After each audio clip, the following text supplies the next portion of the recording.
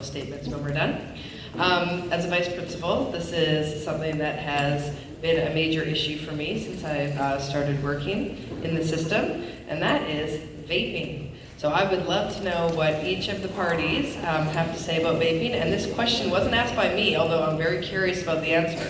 This was asked by Kevin in grade 11. So how would you regulate vaping, or would you? Thank you.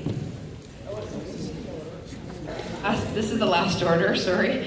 This will be the Green Party, then the People's Party, Conservative, Liberal, and then NDP.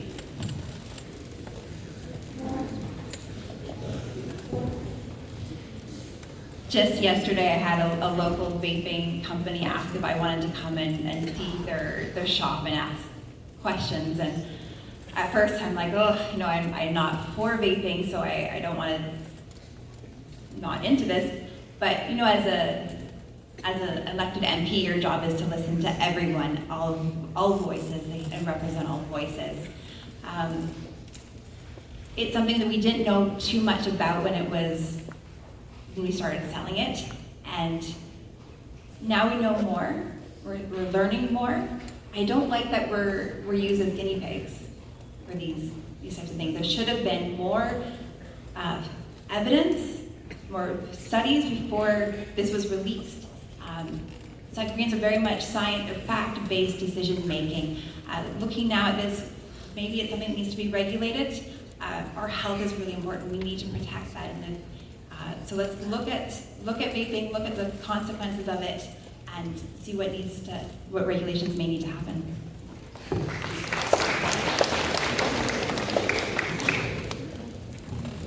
I don't personally smoke or vape, but apparently we're a free country. But here's what I want you to do on this issue. Follow the money. Follow the money. The oils that are flavored give 3% nicotine. The vaping that goes on that is tobacco-based gives 60% nicotine. The ones behind the flavor ones are small businesses. The ones behind the tobacco one at 60, which is addictive, it's nicotine, is Philip Morris and the tobacco industry. So I think we need to make a decision, because the way this is going right now, Philip Morris is going to win, and vaping is going to keep going, but it's going to be more addictive. So let's really lead, make a decision. We have cigarettes that we know cause cancer, but they're still selling them. Why? Because the government gets taxes from it. If it's bad, let's ban it. If there's enough, let's ban it all. Right? Cancer?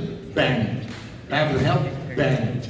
But don't let the tobacco companies win and continue to keep you addicted to it.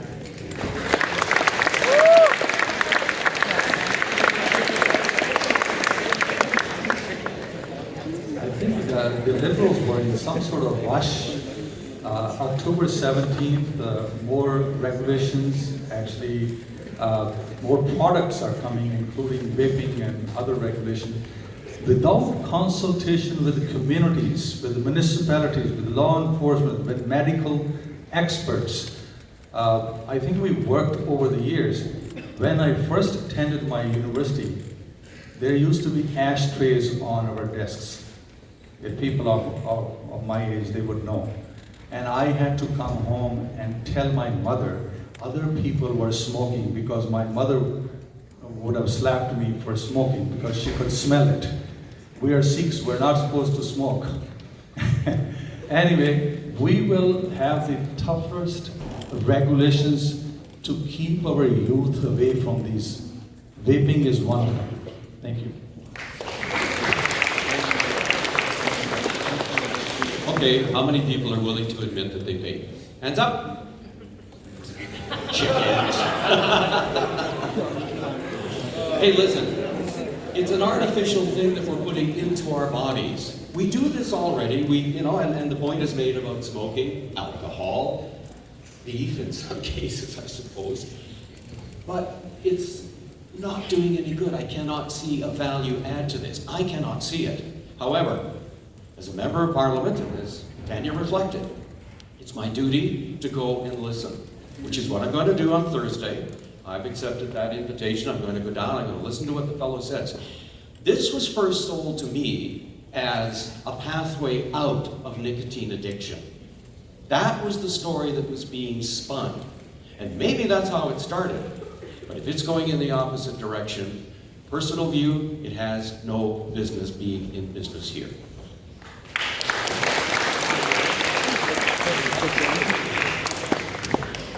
I feel your pain. We have a vaping issue in Matheson. It's across the board.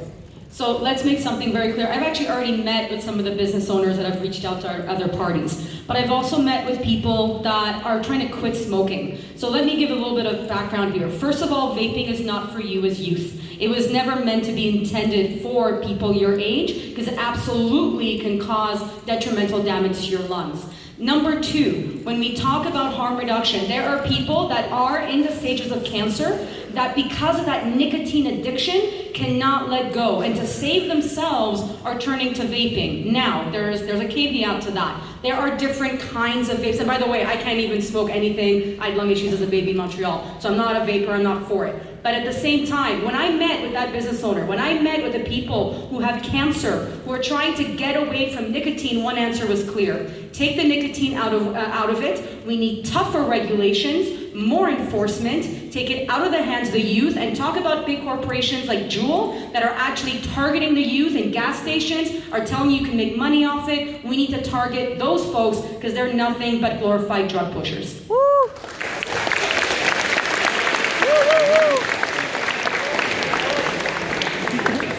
Thank you, candidates, for all those insightful responses. So next we'll be moving on to your closing statements, and this is a chance